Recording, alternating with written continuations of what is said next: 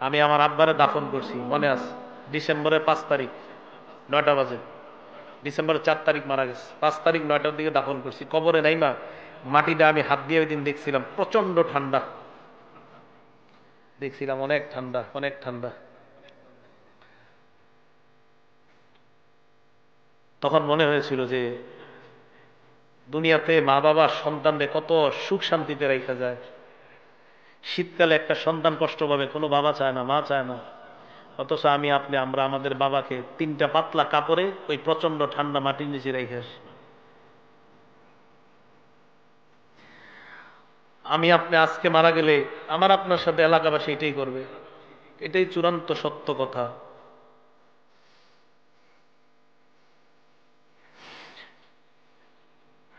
মারা যাওয়াটাই চূড়ান্ত সত্য কথা, মারা থেকে কেউ বাঁচতে পারবে না। আল্লাহ ডাক দিয়ে বলবে, আফরিসুহু মিনাল জান্নাহ, আমার বান্দারে পাতলা পোশাকে দুনিয়ার মানুষ কবর দিছে, তারা জান্নাতের পোশাক পরায় দাও।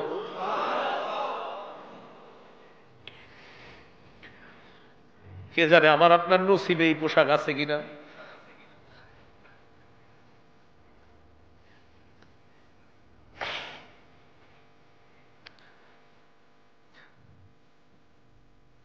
এই কথা বলার পর আল্লাহ বলবেন, আফরিসুহু মিনাল জান্নাহ ওয়া আলবিসুহু মিনাল জান্নাহ।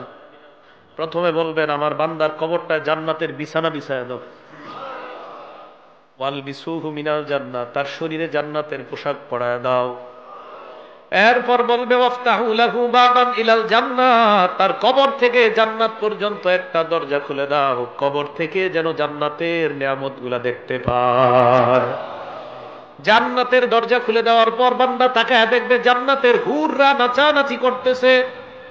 ওই বান্দার মন চাইবে হুর স্পর্শ করার জন্য। আল্লাহ বলবে নামকানাউ মাতিল আরুস, বান্দা তুমি থামো, বাসর রাতের দুলার নেই তুমি ঘুমিয়ে যাও।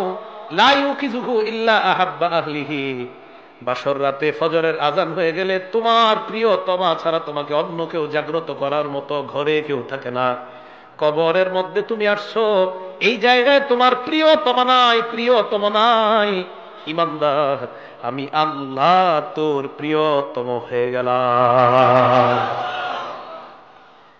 কিয়ামতের মাঠে আমি তোকে উঠাবো। ঘুমা ঘুমা, তুই ঘুমা, এখনো জান্নাতে যাওয়ার সময় হয়নি, কবরে থাকো। তোমার তো কবর থেকে জান্নাতের নিয়ামত উপভোগ করার সুযোগ দিয়েছি, থামো। আরেক বর্ণনায় আসছে ফায়ুফসাহু লাহু কবরুহু, তার কবরটা বিশাল প্রশস্ত করে দেওয়া হবে। মাদ্দা বাসরিহি, তার দৃষ্টি যতটুকু যায় এই পরিমাণ প্রশস্ত করে দেওয়া হবে। প্রিয় ভাইয়ারা, জামিল দিয়ার ভাইয়ারা, আমার আপনার কবরটা, আমার আপনার মৃত্যুটা, আমার আপনার কবরটা যেন এমন কবরই হয়। আমি আপনাদের জন্য দোয়া করবো, আপনারা আমার জন্য দোয়া করবেন। কে মারা যায় এটা নিশ্চিত বলা যায় না আমি জান্নাতি, নিশ্চিত বলা যায় না আপনি জান্নাতি, নিশ্চিত বলা যায় না আমি জাহান্নামী, নিশ্চিত না আপনি জাহান্নামী।